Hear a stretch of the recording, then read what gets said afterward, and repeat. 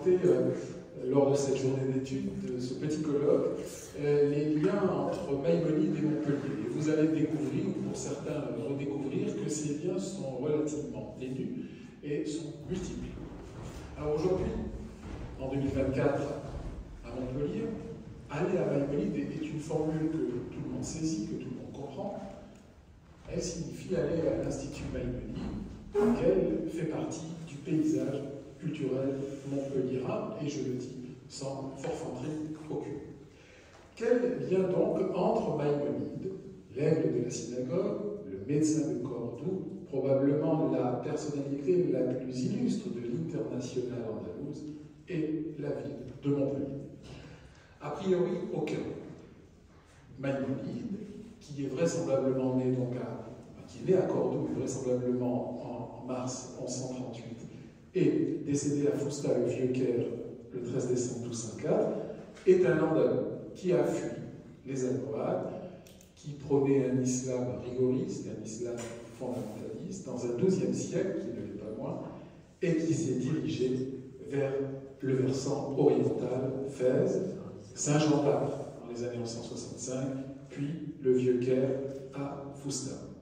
Ces coreligionnaires qui ont fui sensiblement, donc ces mêmes Almohades, est venu en Occident, si près de Montpellier, à Lunel, l'ancêtre, Yehuda ibn Tibon, Tibon en arabe veut dire la paille, traducteur des œuvres de Saad Diagon et Yehuda Lévi, ou encore à Narbonne, comme la famille des Kibri.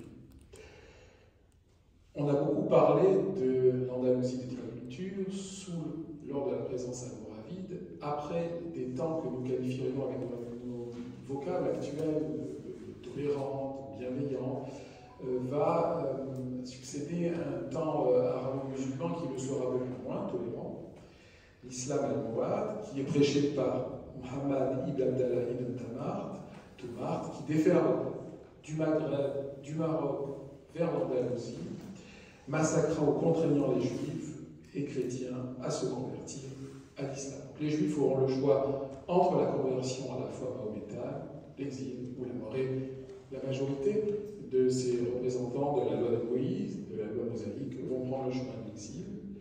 Alors on est bien avant l'expulsion des Juifs d'Espagne, n'est-ce pas, à la fin du XVe, et beaucoup vont trouver refuge vers le versant occidental, et notamment Lunel et Montpellier. Maïmonide va être traduit à Lunel le 30 novembre 1204. Alors, nos juifs andalous vont être sollicités sur place par les lettrés de Lunel. Nous avons des représentants de la loi mosaïque très ludico-centrés, qui vont voir d'un œil curieux l'arrivée de ces juifs andalous, pétris de sciences aristotéliciennes, médecine arabe médiévale, polyglottes, philologues. Ils sont curieux et ils vont leur demander de les former, de véhiculer, de leur transmettre leurs connaissances relativement importantes. Ils arrivent donc sur place à Lunel, qui est un haut lieu de la mémoire, de la pensée rabbinique, qui est peut-être une cité fondée par des juifs, ça c'est de l'ordre de la légende. La ville s'appelait Yaréa au Moyen-Âge, peut-être c'est une nouvelle Jéricho. En tout cas, en sciences historiques, il nous faut des matériaux tangibles, et là, il faut attendre quand même le XIIe siècle pour avoir des renseignements sur l'histoire des Juifs à Lunel, mais il n'est pas interdit de penser que, effectivement, des Juifs ont pu être là dès l'origine, dans la cité de Lunel. Nos Juifs andalous vont commencer à traduire des œuvres juives d'expression arabe, telles que les Devoirs du cœur de Baya ibn Bakr. Et dans un second temps, l'œuvre de Maïmonide va jouer un rôle majeur.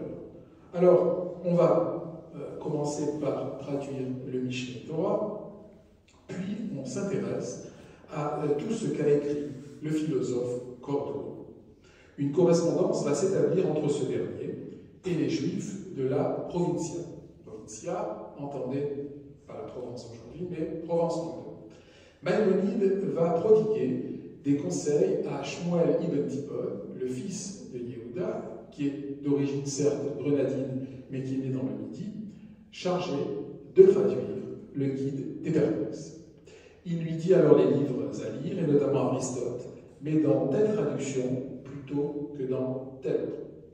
Alors j'aimerais ici faire une parenthèse, ne pas oublier que c'est Paul Fenton, ici présent, qui a publié la lettre inédite qu'il a trouvée à la Guénisse apicale, celle de Jonathan Acohen de Lunel, un des plus grands sages provençaux, recommandant à Maïmonide le jeune Shmuel Thibon pour la traduction de son grand opus, Le Guide des Perplexes. Je renvoie Paul Fenton de Lunel au Caire, une lettre préservée dans la Guénissa égyptienne. C'est paru dans l'ouvrage des Thibonides à Maïmonide, Rayonnement des Juifs en Anneau pays d'Og médiéval. C'est les actes du colloque de décembre 2004 qui avait été organisé par Daniel et Yankoua. Je ferme donc la parenthèse.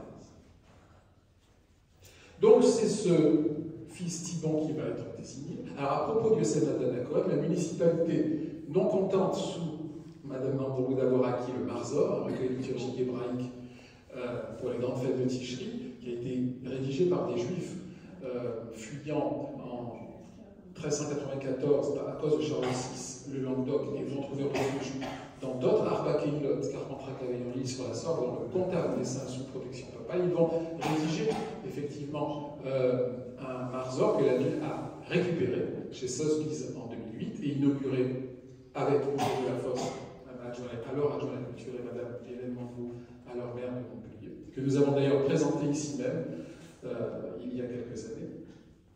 La ville a acquis il y a un petit peu plus tard un manuscrit de Yosef Nathan Acohen.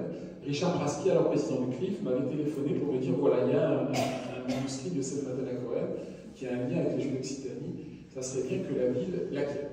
C'est ce qu'elle a fait. Donc Montpellier a un triple patrimoine et riche de trois trésors. Alors d'abord, effectivement, un bijou lapidaire, le mikvé, mais aussi des trésors l'ivresse, le Marzor, qui n'est pas richement ornementé comme le Marzor Vitry, mais qui a le mérite d'exister, d'être peut-être un singleton, parce qu'on n'a pas beaucoup retrouvé des Marzorim de cette région, entre Séphara, Tzarfat et Ashkenaz.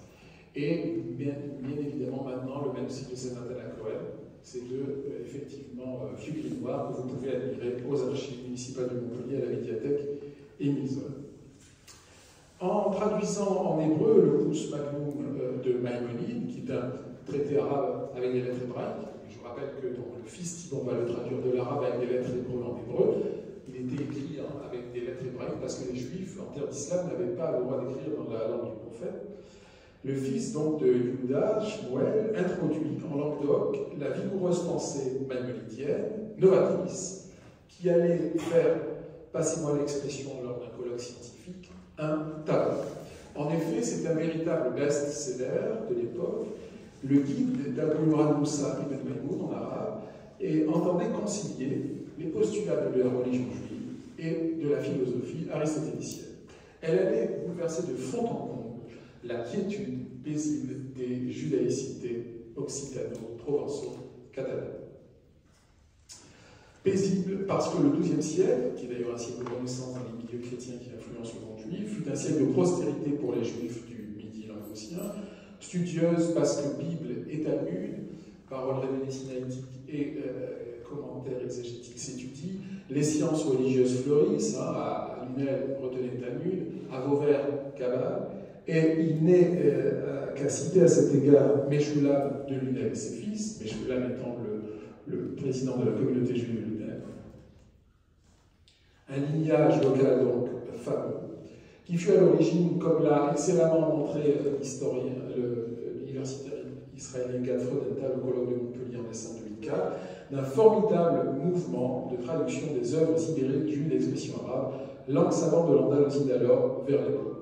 Les Juifs ont été un trait d'union entre l'Ibérie musulmane et la chrétienté féodale. Ils ont véhiculé la philosophie aristotélicienne et la médecine arabe médiévale. Voilà pourquoi nous avons, avec la municipalité, sur nos vitrines historiques explicatives rue de la Barallerie, censées montrer l'impact intellectuel au Moyen-Âge des judaïcités dans la cité, insisté sur Montpellier, Petite Cordoue. Pour faire sourire, Montpellier n'était pas Cordoue, mais il y a eu des rencontres judéo-chrétiennes autour du lac gréco-arabe. Shmuel, Samuel, désigné par le grand lettré Yosef Ben David Ben Cohen, de Lunel, Jonathan, fils de David, lui-même fils de Cohen de Lunel, pour traduire le guide, s'est donc mis en relation épistolaire avec le grand Maïmonide.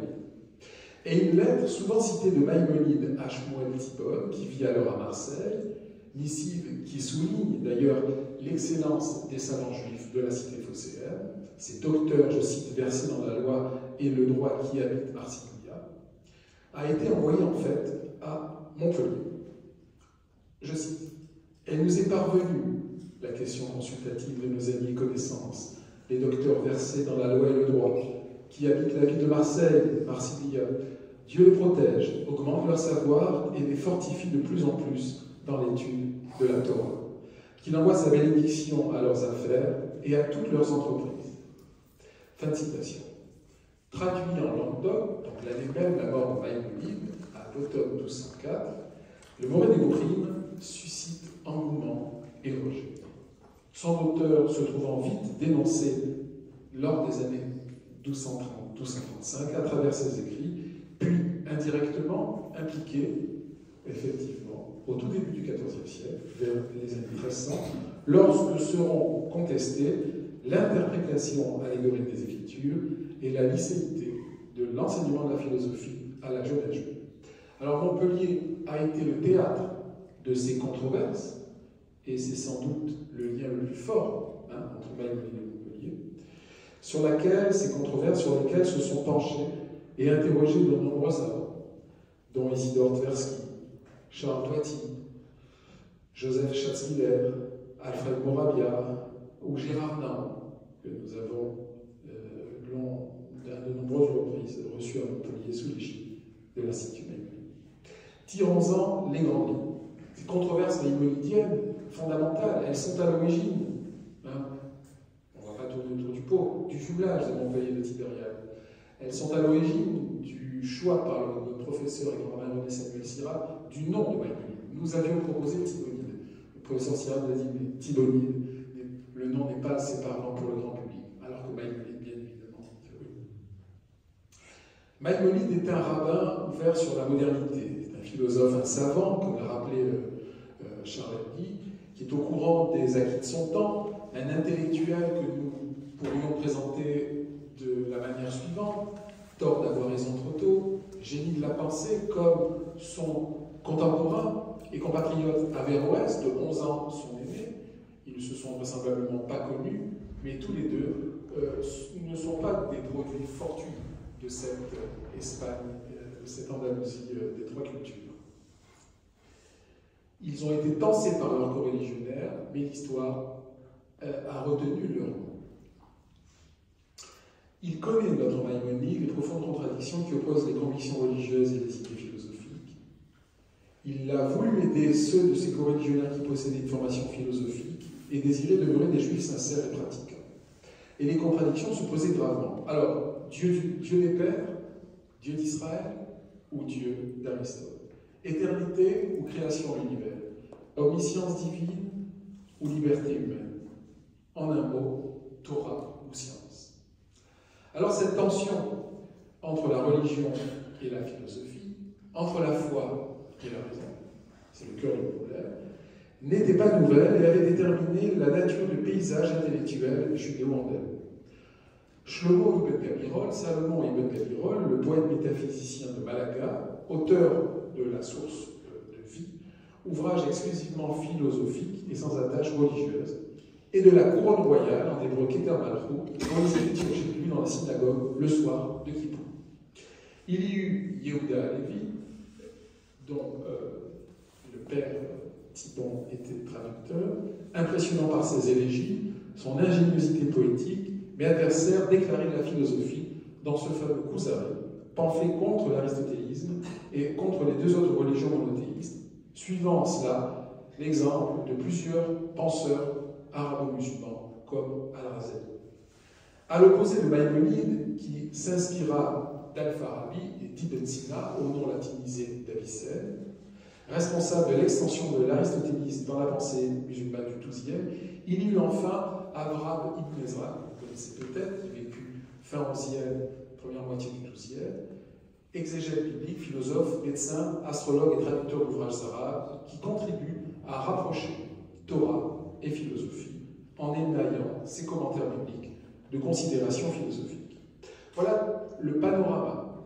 Tel est l'univers mental où a évolué Moïse Maïmonide, et qu'il a su dépasser par sa manière personnelle, je cite Maurice Benayoun, l'un des spécialistes de Maïmonide, d'implanter ses propres idées philosophiques dans le texte biblique au moyen de l'exégèse allégorique.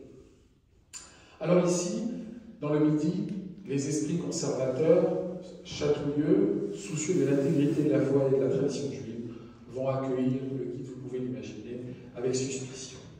Allant plus loin, funeste décision, le chef spirituel de la communauté de Montpellier, qui répondait au doux nom de Shlomo Ben Abraham, va solliciter les rabbinimes du nord de la France.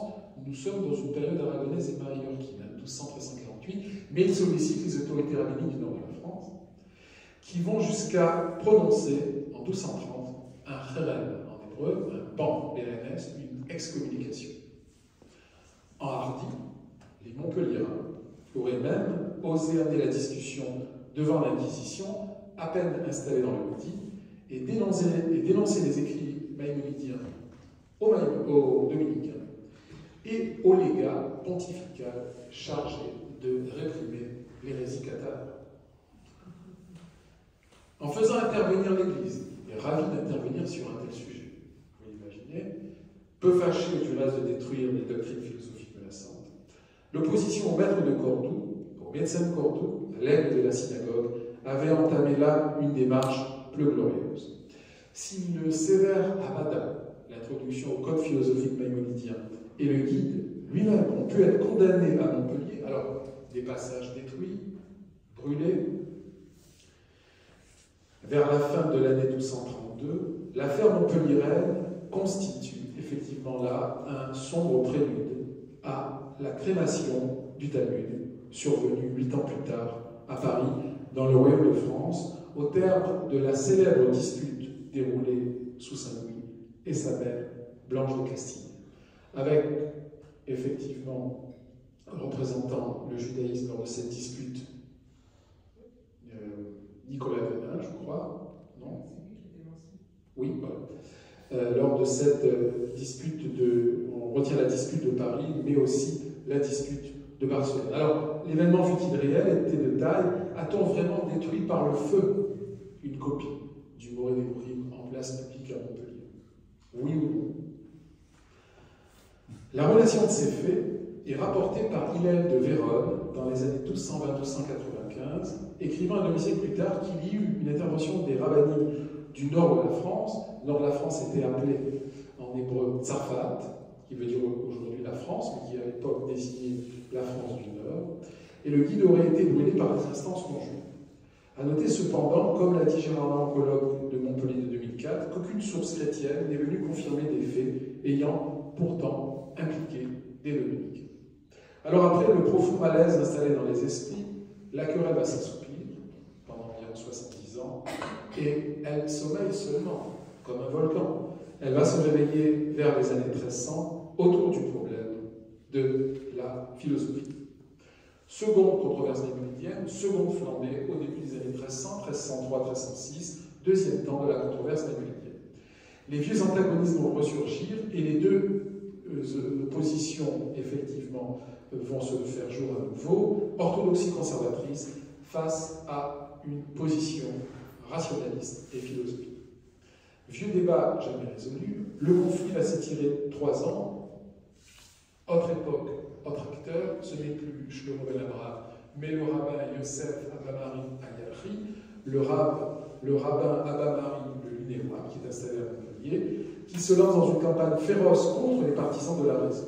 Alors, il proclame hérétique l'enseignement et l'exégèse rationaliste, qui est un danger pour la croyance et la pratique judaïque, et requiert l'autorité rabbinique de Barcelone, le fameux Rashba, acronyme de Rabbi Shlomo Ben Abraham, afin qu'il interdise de tout son poids, de toute sa notoriété, de toute son influence, l'étude des sciences profanes jusqu'à un âge avancé. Alors au début, le Rashba, le grand rabbin barcelonais, est réticent à s'immiscer dans les affaires montpelliéraines, Les regrettés Charles Toiti et Alfred Moravia ont admirablement décrit le déroulement des faits. Embarrassé, le maître catalan, qui est un disciple de Jonas Géronidi, de Jonas Géron et de Nartanide, va s'adresser ainsi à Abba-Marin. Je cite: « Il semble que tu crois que nous n'ayons aucun intérêt pour la science profane. Ce n'est point notre cas, puisque nous connaissons ces nobles sciences et sommes très bien informés sur notre nature. » Fin de citation. Alors, bien que timide quant au fait de s'initier dans les affaires languedociennes, il va finir par lancer à la synagogue même de Barcelone un anathème le 31 juillet 1305 contre ceux qui étudieraient les livres grecs traitant de métaphysique. Alors, l'interdit ne vaut que jusqu'à l'âge de 25 ans et ne vise ni la logique, ni les mathématiques, ni l'astronomie, ni la médecine, ni d'ailleurs les ouvrages de Maïmonide. Je cite, et je cite donc le Rajba, contre tout le membre de la communauté qui, ayant moins de 25 ans, étudierait les ouvrages des Grecs sur les sciences naturelles ou métaphysiques, soit en langue orientale, soit en traduction, parce que ces sciences séduisent les étudiants et détournent leur cœur de la loi d'Israël, qui transcende la sagesse des Grecs. Fin de citation. Alors la colère enfle, une partie de la communauté de la ville de la montagne riposte par une contre-excommunication, un contre-réveil, un contre-ban contre quiconque empêcherait ses enfants d'étudier les sciences classiques. On est toujours en période aragonaise maïmonide, mais dans ce lourd climat de bans et contre-bans va tomber un coup près, comme un coup près, l'édit d'éviction des judaïcités françaises, l'édit d'éviction de Philippe le Bel, le 22 juillet 1306, qui voue au bannissement aussi bien les adversaires de la philosophie que ses partisans. Pour ça, on va les mettre d'accord. Par-delà l'exception, effectivement, les clivages se maintiennent. Le rabbin Abba-Marin Ayabri, le rabbin de la communauté juive de Montpellier, se verra empêché par le clan des philosophes de rejoindre Perpignan. Il devra donc se rendre dans le comté de Provence, qui, je vous rappelle, est indépendant du royaume de France, mais guère loin. Dans un premier temps, dans la ville d'Arles, ville à la longue mémoire juive, puis à Aix-en-Provence. Alors, les passions autour de Maïmonide. Maïmonide a eu ses détracteurs, les anti-maïmonidiens, les rabbins de Montpellier en tête. Autant Shlomo ben Abraham dans la première séquence, avec Jonas de Gérone, son parent, prêcheur né, appartenant au cercle kabbaliste de Gérone, il avait été dirigé par Salomon vers les maîtres talmudistes du nord français pour user de son éloquence et convaincre du danger que représentait pour l'éducation juive traditionnelle le rationalisme maïmonidien. On connaît la réponse sans appel des Tsarfatines, les juifs français du Nord, condamnation du rationalisme de la languedocien et des ouvrages de Maïmonide. Il semble que lorsqu'ils virent l'étendue des dommages causés à l'œuvre maïmonide menacée de destruction, les instigateurs du premier conflit, Shlomo et Jonas, auraient fui à Barcelone. Faisant machine arrière, selon la formule d'Alfred Moravia, Jonas se serait rétracté publiquement jusqu'à faire vœu de repentance sur la tombe de l'aigle de la synagogue, Maïmonide, pour implorer son pardon, je cite, « Je m'engage à me prosterner devant la tombe du Rambam et à confesser que j'ai parlé et péché contre ses œuvres. » Quant à Abba-Marin de Lunel, pour la deuxième séquence, il avait servi d'aiguillon pour lancer une campagne virulente contre les adeptes de la raison, voire de Maïmonide, qui demeurait au fond le symbole d'une progrès scientifique et philosophique. Sa correspondance avec Ibn Adret de Barcelone en 1303, consignée dans les Minhat Knaot, constitue une source précieuse sur les échanges et contacts entre chefs spirituels, savants et membres en fait des couches supérieures de la société juive, des élites en soi. Enfin aussi, les autorités rabbiniques extérieures, tantôt celles françaises, 1230, que catalanes, 1305, furent donc impliquées dans la bataille idéologique et jusqu'à l'Église, sollicitée, il est vrai, par nos juifs montpelliérains. Deux courants judaïques, chacun sincèrement convaincu d'œuvrer dans l'intérêt de la religion d'Israël. Le fils Maïmonide dira par la suite que la réception des œuvres de son père aura été meilleure en terre musulmane que chrétienne. Il était réfugié au Yémen.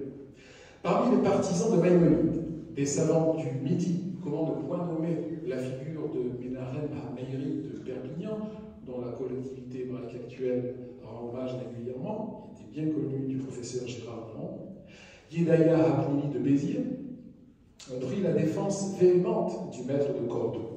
L'un et l'autre ont pu s'indigner. Dieu existe dans cette contrée, pour Menahem HaMeiri, farouchement attaché au maintien de l'originalité du judaïsme provençal, Provence-Languedoc, et à une vision tempérée, tolérante du christianisme. Les Juifs de la France méridionale sont parfaits dans leur observance thoraïque et leurs actes proclamera Yedaya Hapnimi de Béziers. Ce climat houleux n'avait pas empêché d'ailleurs la vogue des écrits maïmonidiens et philosophiques au sein du célèbre lignage de souche andalouse, Moïse Ibn Tibon, fils de Samuel, grand traducteur, pas moins d'une trentaine de traductions, la plupart effectuées à Montpellier, transposa en hébreu les traités médicaux suivants de Maïmonide: diététique, hémorroïde, poison, constipation, et aussi bien Hippocrate, Avicenne, Rhazès, Euclide, Ibn Rushd, au nom latinisé d'Averroès, Al-Farabi, Jacob Anatoli, le gendre de Samuel, auteur du fameux aiguillon pour les disciples, Malman Hatamidim. Eh bien, ce dernier pourrait bien, pour Gad-Frodenthal, avoir traduit en latin Maïmonide à la cour de l'empereur Frédéric II. L'intérêt pour la sagesse et la philosophie se cultivait chez ces intellectuels. Jusqu'au dernier du lignage thibonide, Jacob Ibn Makir Ibn Thibon, d'un profiat en occitan, Profatius Iudeus, et nous avions décidé avec la municipalité de dénommer la petite salle rue de la Barre les salles d'un profiat, qui a travaillé avec son confrère chrétien Armand Goblet, de Bédard de Villeneuve, grand traducteur aussi de Euclide, Lafla, Aristote, Averroès, qui défend les sciences profanes et la philosophie, et bien il s'adresse ainsi à Ben Adret de Barcelone. Nous devons démontrer aux gentils, avec un danger, aux chrétiens, notre connaissance et notre compréhension de ces disciplines, pour que l'on ne dise pas ils sont dénués de tout savoir et de toute science. Il nous faudrait suivre la voie des gentils, des plus éclairés d'entre eux. Ils ont traduit les ouvrages scientifiques dans leurs diverses langues, ils respectent les sciences et ceux qui en sont maîtres, et peu importe de quelle croyance ils sont. Ne point s'attirer le mépris des gentils. Pleinement montpelliérain, il a collaboré justement avec ses collègues chrétiens, je parlais d'Armand Goblet, de Védard de Villeneuve, traduisant à 4 mains son propre travail, quart de cercle, de l'hébreu au latin, par le biais, par le truchement de la langue vernaculaire, l'occitan. La préface, effectivement, donne ces détails sur cette entreprise. Translatus ab Hebreo Latinum a magistro Hermegando Blasi, secundum vocem eiusdum, donc c'est Jacob Ben apud Montem Pesulanum, Montpellier, anno incarnationis Domini 1299. Je renvoie à l'article de Joseph Schatzmiller qui a écrit sur ses contacts et échanges entre savants juifs et chrétiens à Montpellier vers 1300. Après 1306, XIVe siècle est un siècle de tergiversation des monarques français, rythmé par des expulsions et des rappels. 1322, ils reviennent. En 1340, on les réexpulse. Dans les années 1360, ils reviennent. Jusqu'à la dernière expulsion des dernières poches résiduelles de juifs en 1394 par Charles VI. Les juifs là ne peuvent plus habiter leur quartier dit de la Barannerie, dans le fief seigneurial ou dans le fief épiscopal de l'évêque de Maglone vers la rue Salvet. Ils s'installent pour une trentaine d'années rue de la Juiverie. Et oui, il y avait une rue des Juifs à Montpellier. C'est aujourd'hui la rue de la Vieille Intendance qui relie la Camourgue et la rue de l'Université. Et il y a peut-être une synagogue à chercher, à trouver. C'est pas impossible. Donc, les Juifs sont expulsés, c'est surtout pour faire rentrer des deniers dans les caisses royales. Donc, par intermittence, des retours. La glorieuse période du judaïsme montpelliérain est close. Il s'ensuivra une longue période sans juifs, mais avec des marades, même si le terme pour la France approprié est plus de néophytes, des nouveaux croyants, comme la famille des Catalans, la famille des Falco, des Saporta. Un rameau va devenir chrétien, un rameau va demeurer juif, et Spasa Fortas Portes vont se transformer en Sportush Partush Partush. Ces mêmes Saporta Falco sont décrits dans l'ouvrage monumental en 2 tomes sur les platères par l'éminent historien récemment disparu de l'Institut Maïmonide reçu, Emmanuel Roy-Ladurie. Il y aura au temps contemporain l'épisode des Juifs sionistes. Évidemment, nous avons, lors du premier congrès sioniste de l'ère moderne, sur 12 délégués français, 4 Montpellier, le départ de l'Exodus de 7, les Juifs spoliés pendant la Seconde Guerre mondiale et la Shoah, les Juifs ashkénazes et les Juifs pieds noirs. Mais pour les temps immédiats, avoir réinstallé dans la ville Maïmonide tient du prodige, de la magie. C'est une aventure quasi jubilatoire et il y a peu de municipalités qui se sont engagées dans un tel processus. Peut-être l'Institut Rachid à Troyes, il est vrai qu'il est plus aisé d'édifier des mémoriaux consacrés à la Shoah. Mais là, effectivement, il n'est pas fortuit de reconnaître Georges Frache et sa municipalité. La découverte du mikvé de la ville, le jumelage avec Tibériade, l'acquisition du Marsol, sans compter la large palette de conférenciers universitaires qui interviennent à l'Institut depuis l'an 2000. Il me plaît de mettre l'accent sur ceux venus au fil des ans, tout spécialement pour traiter de Moïse Maïmonide, Landel de Fosta. Paul Fenton, déjà présent en 2000 pour le rayonnement de Maïmonide entre l'Égypte et la Provence. Maurice Ruben Aïmoun, concilier foi et raison toujours en 2000. Un débat d'actualité, l'héritage de Maïmonide d'Averroès au Adakin. Gilbert Daron, directeur d'études à l'École pratique des hautes études. En 2004, l'apport de Maïmonide à la pensée chrétienne au XIIe et XIVe siècle. Professeur Charles Sultan, de l'Université de Montpellier, Maïmonide un médecin visionnaire. Tony Lévy, chercheur au CNRS, de Cordoue à Fousta, Moïse Maïmonide, sa vie, son œuvre.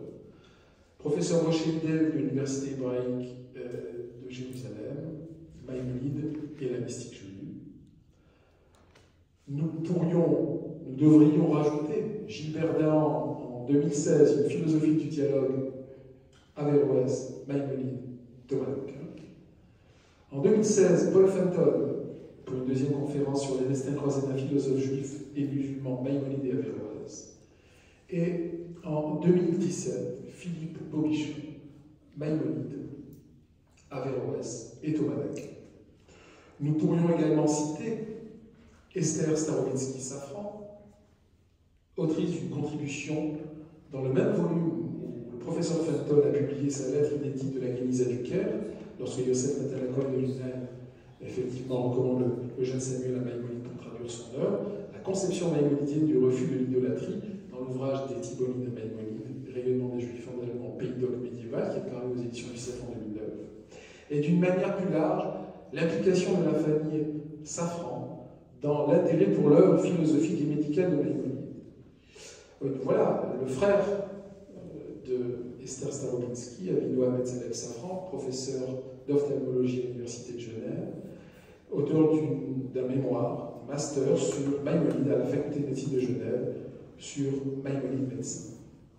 Et le père, Alexandre Safran, grand rabbin de Roumanie, grand rabbin de Genève, et mon père, Carole Yankou, lui a demandé un article paru en anglais en Roumanie en 2009 sur Moses Maimonides in the Writings of Alexandre Safran.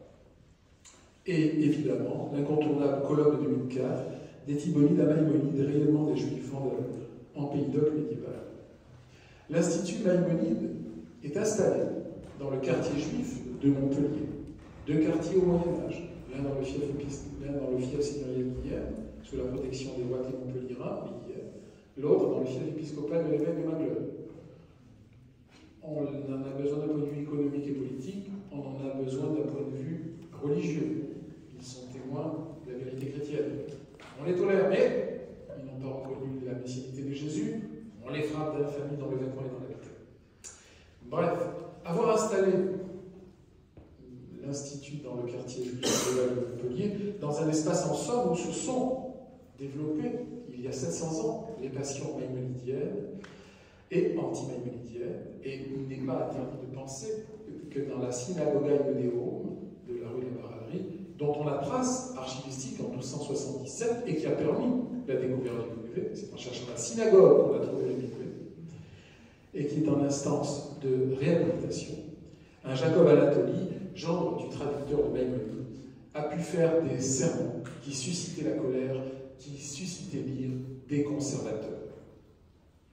Le Montpellier hébraïque, l'histoire des quartiers, une terre d'accueil, les passions de culture avec l'étincelle maïmonidienne, le mikvé médiéval, un lieu symbolique, avec un flash sur l'Institut Maïmonide, la médecine à Montpellier.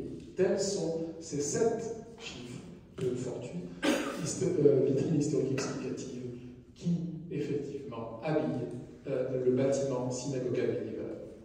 La ville de Montpellier, où Maïmonide retrouve une jeunesse, vient d'acheter, enfin il y a quelques années, un marzor du XIVe siècle du rite de la communauté de Montpellier.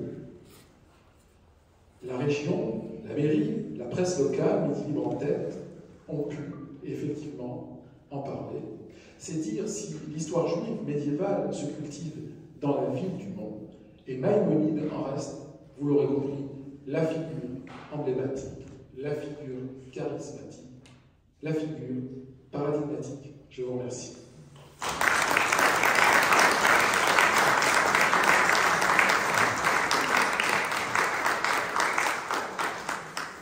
Alors, s'il y a quelques questions ou interventions, avec plaisir, et nous ferons une petite pause de 5 minutes avant les interventions des professeurs Lemler et Fenton.